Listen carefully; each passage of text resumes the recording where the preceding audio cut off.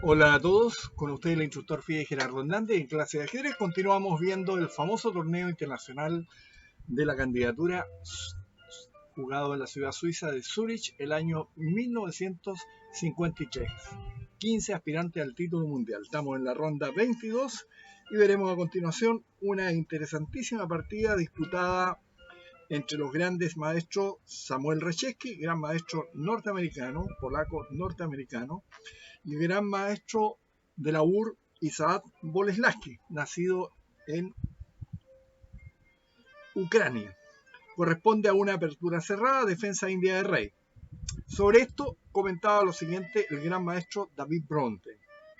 El ajedrez es infinito y los ajedrecistas, para no perderse en su inmensidad, se guían en la evaluación de las posiciones y elección de planes por ciertos signos clave, tales como peones débiles, líneas abiertas, ventaja de desarrollo, buenos y malos alfiles, reyes mal protegidos, etc. Hay que decir, sin embargo, que tales signos no se encuentran en todas las partidas, de modo que no siempre podemos sopesar los pros y los contras de una determinada posición para elegir un plan correcto de juego, es decir, la estrategia. Por un lado, la teoría ajedrecística no ha descubierto aún todos esos signos, pues de haber sido así, eso hubiera significado el fin de la diversidad en ajedrez. Y por otro lado, esos signos son difíciles de interpretar en posiciones en las que existen ciertos desequilibrios. En cualquier caso, hay muchas partidas cuyo desarrollo debe basarse exclusivamente en la intuición y el cálculo ante el tablero, y estas son aún para los grandes maestros las partidas más difíciles. Imagínense para los aficionados. Bien, el juego lo inicia Reshevsky con la jugada D4 y Boleslavsky contesta con caballo F6, C4, G6, G3, alfil G7, alfil G2. Esta es una forma clásica y puedo decir que la que más me gusta con las blancas contra las ideas de rey. Enroque corto, caballo C3, D6, caballo F3, C5, D5, caballo A6. Sobre esto comentaba Bronte. Esta jugada, por supuesto, no forma parte del estilo clásico. La pieza se desarrolla lateralmente, moviéndose de inmediato por segunda vez para colocarse en la casilla C7, casilla que no se considera particularmente buena para un caballo.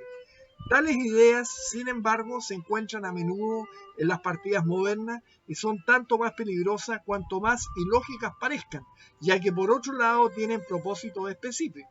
La idea subyacente en la maniobra caballo A6, caballo C7, en relación a continuación con torre B8 por parte de las negras, es preparar el golpe B5 sin recurrir a la jugada A6, porque es necesario B5. No pueden las blancas responder simplemente B3.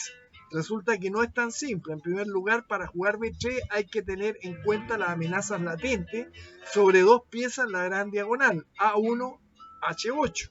Enseguida, en segundo lugar, las negras pueden cambiar en la casilla C4 y a continuación situar su alfil de dama, que está en C8, en A6 y su torre en B4, después de lo que sería muy difícil defender el peón blanco de C4. Esta es la razón de reservar A6 para el alfil y no para el peón, por lo que las negras no quieren jugar A6. Una explicación muy didáctica de parte del gran maestro David Bronte. Enroque corto, caballo C7, caballo D2, torre B8, A4, impidiendo el golpe B5, E6. Ahora las negras molestan el peón C4 desde el centro, dado que a las blancas no les gusta proteger su peón de D5 con E4 para no bloquear la diagonal de su alfil del rey, que está en G2. Deciden cambiar en E6 y después de D por E6, alfil por E6, deben elegir entre atar su caballo a la defensa de C4 o hacer la hermosa jugada que hizo Reshevsky. Caballo de E4. Buena jugada. Desde este momento, comenta Bronte, hasta aproximadamente la jugada 23, estamos en la jugada 12, el juego sigue un largo y complejo cálculo táctico para el que aún no se han encontrado reglas generales. Los dos jugadores se valen en cuanto a habilidad para el cálculo de combinaciones complejas. Cuando este torneo tuvo lugar, eran junto con Geller y Taimano los ajedrecistas con mayor capacidad de cálculo en el mundo, lo que evidentemente no implica menosprecio para su capacidad como jugadores posicionales. Permítaseme puntualizar, comentaba Bronte, algunos de los temas de la combinación que se producirá durante el ulterior transcurso del juego. La torre negra ha dejado la casilla A8 y protege el peón de B7, pero en este momento la torre y caballo se hallan en la misma diagonal y son vulnerables a un ataque lateral. El peón B2 blanco quedará sin protección después de alguna jugada y el alfil rey negro podrá capturarlo con ganancia de tiempo. Después de que el caballo blanco tome el peón de D6, las torres negras tendrán vedadas las casillas E8 y C8.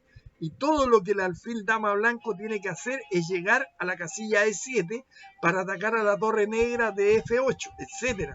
Esto, por supuesto, difícilmente es todo lo que pueda decirse. Digamos que es una fracción de las consideraciones que se filtran a través de la malla cerebral del jugador cuando dispone de una serie de continuaciones posibles. Muy interesante comentario de Bronte y que yo se los transmito a ustedes en la época en que se jugó este evento para que ustedes se den cuenta de la dificultad del cálculo. No nos olvidemos esa gran consigna que tenían los rusos en su escuela soviética y que Anatoly Karpov lo compartió conmigo el año 2015 cuando estuvo de visita acá en la ciudad que yo vivo, Ciudad Arica, el norte de Chile, donde me dijo, mira, primero, los jugadores no pierden tiempo en estudiar cosas que no las van a utilizar inmediatamente. Y para ser un buen jugador de ajedrez se requiere cálculo preciso y juego preciso, es decir, calcular en forma precisa y mover en forma precisa.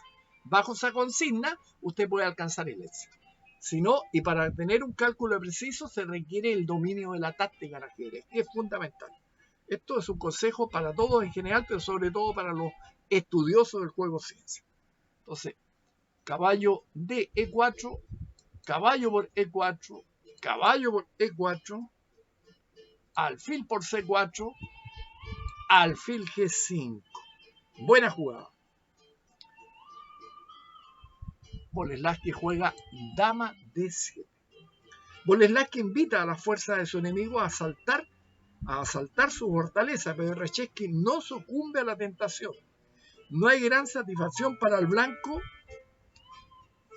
lo vamos a decir acá para que ustedes se den cuenta, porque este es un detalle muy importante en el juego este del ajedrez.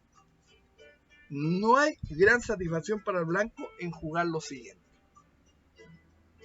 caballo F6, jaque, alfil por F6, alfil por F6 y dama E6, de lo que resultaría alguna pérdida material. Si las negras jugasen ahora, después de dama D7, en vez de dama D7, F6, se encontrarían con alfil F4, G5 y caballo por D6 con buena posición de las blancas.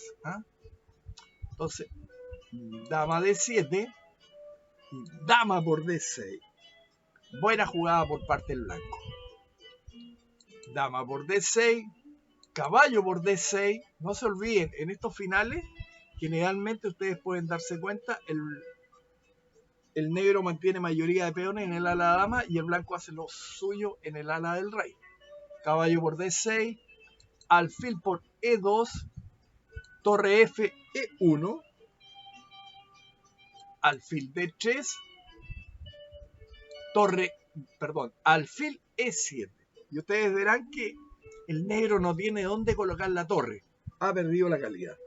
El gusto de entregar una torre por el alfil de casillas negras y un par de peones por parte de las negras no parece ir contra las intenciones del negro, pero Reshevsky ha percibido un importante factor en el final resultante.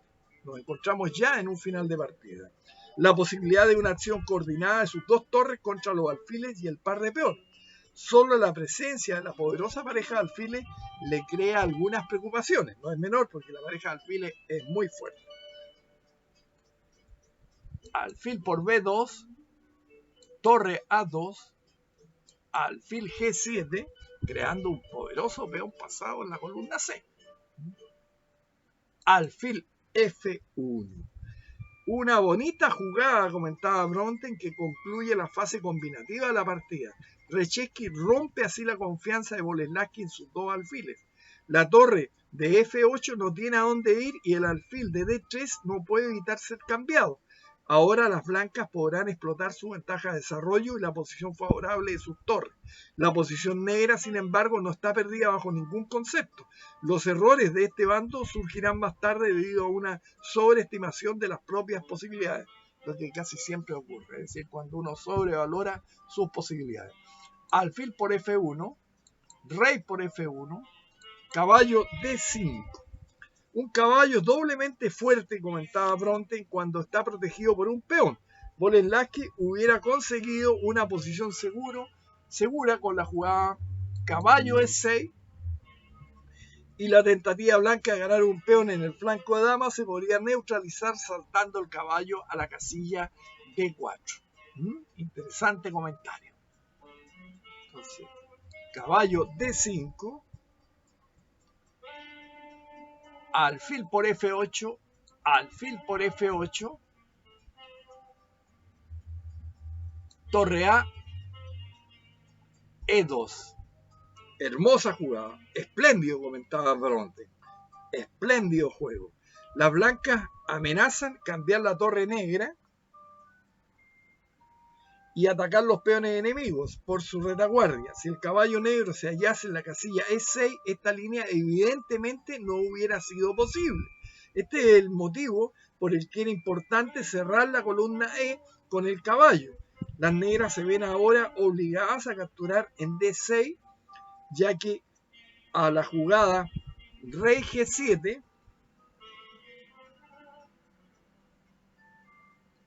vendría caballo E8 jaque, rey G8 y torre E5.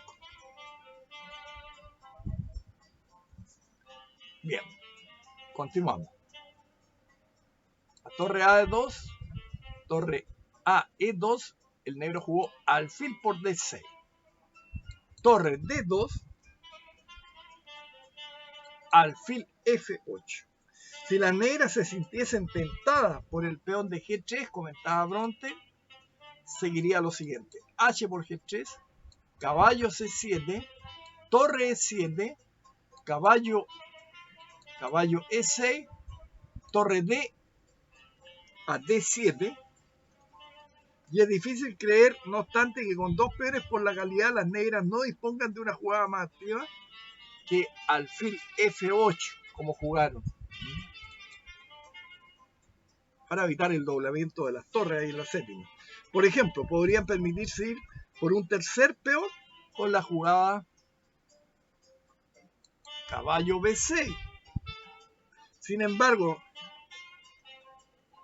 Bronte estimaba, si él hubiese estado jugando con las negras y perdiese tras haber jugado caballo B6, entonces Boleslavsky, su amigo, hubiese podido escribir en sus notas que las negras deberían haber intentado retirar el alfil a F8. Y es muy probable que tuviese razón. Diferentes caminos llevan a Roma. Bien, entonces alfil F8, ese alfil se quiere guardar para proteger el peón que está en la columna C. Torre por D5, C4, frustrando la idea negra a torre C1.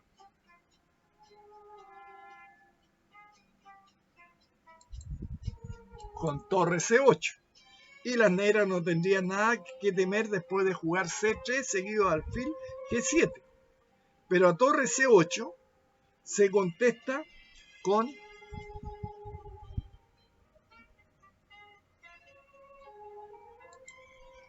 torre D, D4. Y si C3, torre C4. Torre por C4, torre por C4. Alfil G7, torre C8 jaque, alfil F8 y torre por C3. ¿Ah? Y tras el cambio, ¿no es cierto?, el peón se pierde. Lo mismo sucede con la jugada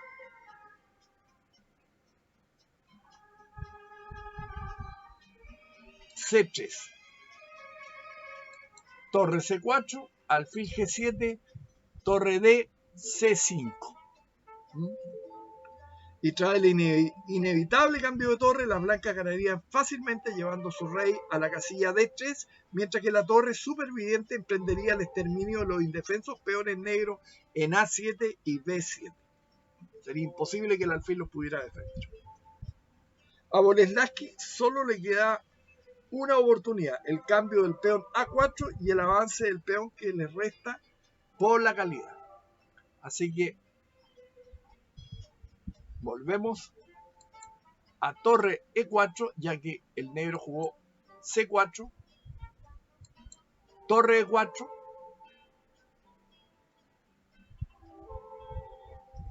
A6, torre por C4, B5, A por B5, A por B5, torre C7, B4, torre D, D7, torre A8, si B3, simplemente torre B7 ganando el peón. Entonces, torre A8, rey G2, torre A2, torre por F7, B3, torre B7,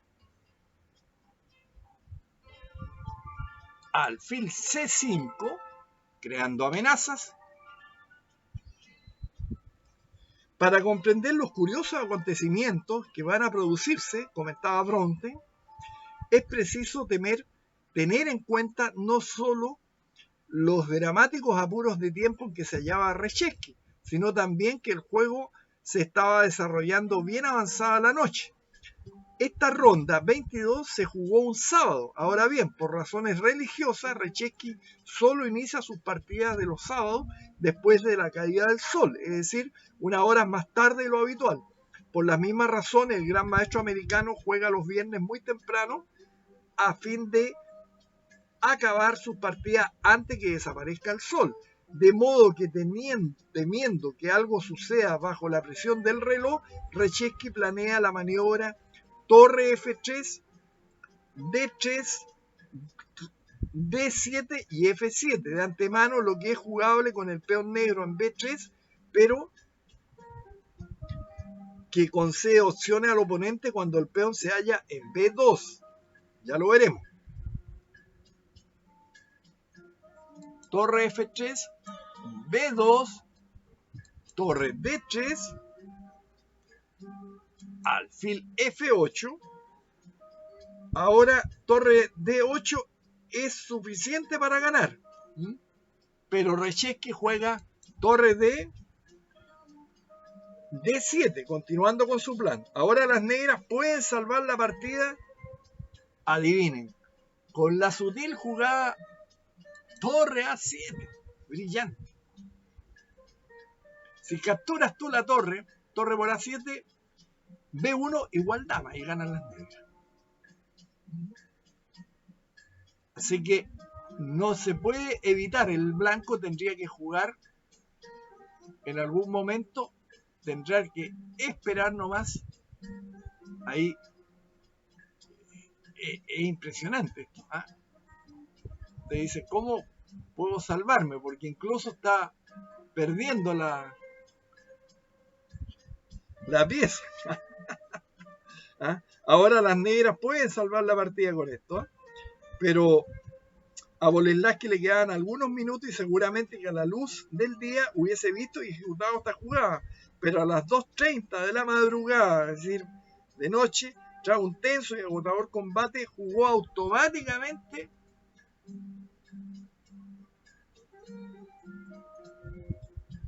alfil C5 y perdió la partida. ¿Por qué? Por torre de 8 jaque, alfil F8, torre B a B8. En este momento el peón no puede avanzar y tranquilamente está la amenaza torre por F8 jaque. Ahí saque las conclusiones. ¿Por qué tiene que abandonar? Está perdido. ¿Ah? Pierde pieza y el peón no va a coronar nunca. ¿Ah? Una hermosa partida. ¿Ah? Las negras entonces en esta posición abandonaron. Espero que les haya gustado la posición. ¿Ah? Pero hay un pequeño detalle que me acabo de dar cuenta. Vamos a retroceder. La jugada ganadora la jugué mecánicamente, pero es esta otra. Esa es la jugada ganadora. Torre D a B8. Me van a disculpar con el entusiasmo. Esa jugada gana porque se captura el peón. No hay forma de defenderlo. Y el alfil no se puede mover para defenderlo. Y ahí está jugando torre por, que era la única baza de posibilidad de victoria de las negras, pero con esa jugada el peón se captura y esa es la jugada correcta. Me van a disculpar con la emoción. Vi una variante que no corresponde. Esa es la jugada absolutamente ganadora. Bueno, imagínense Reshevsky de madrugada, para que ustedes sepan lo que pasa. Tengo entendido que Reshevsky era sabatista, igual que Fischer. Fischer también era sabatista, por eso Fischer en un principio estaba en la religión, digamos, hebrea, no jugaba los días sábados, y si jugaba en la madrugada, por así decir, en la noche, para evitar jugar sábado. ¿Cuántos líos no tuvo Fischer con ese tema? Pero Reshevsky era muy religioso y por lo tanto siempre estos jugadores grandes maestros tenían el beneplácito que las organizaciones le respetaban su aspecto religioso y jugaban en los horarios que ellos se sentían cómodos. Pero indudablemente era un favor muy especial porque estos jugadores estaban acostumbrados a jugar en esos horarios, en cambio sus rivales no tenían costumbre de jugar en ese horario. Espero que les haya gustado la partida, me dispensan la última jugada, mi apresuramiento, pero esa es la jugada ganadora. Bien, nos estaremos viendo pronto con más partidas. Estoy subiendo de un video diario para que disfruten y puedan analizar bien en propiedad estos finales de partida que son exquisitos. Cuando uno reproduce la partida, aprende apertura, medio juego y finales. Muchos me dirán, oiga, pero estas aperturas ya no se juegan así. Es probable, pero tiene usted lo que se llama el ajedrez conceptual, es decir, entender el concepto por qué se jugaba de esta manera contra la India de Rey o se jugaba de esta manera con blancas contra la India de Rey. ¿Ah? El estudioso tiene por obligación aprender lo que se llama cultura ajedrecística, es decir, la historia que hay detrás del juego para poder alcanzar un nivel óptimo en ajedrez. Es una obligación. Y el mismo Magnus Carlsen, junto con Fischer, ellos siempre dijeron que era una obligación conocer la historia del ajedrez, es decir, conocer a los clásicos, los que hicieron grande el juego ciencia. Hasta pronto, nos veremos con más partidas de este interesantísimo torneo internacional.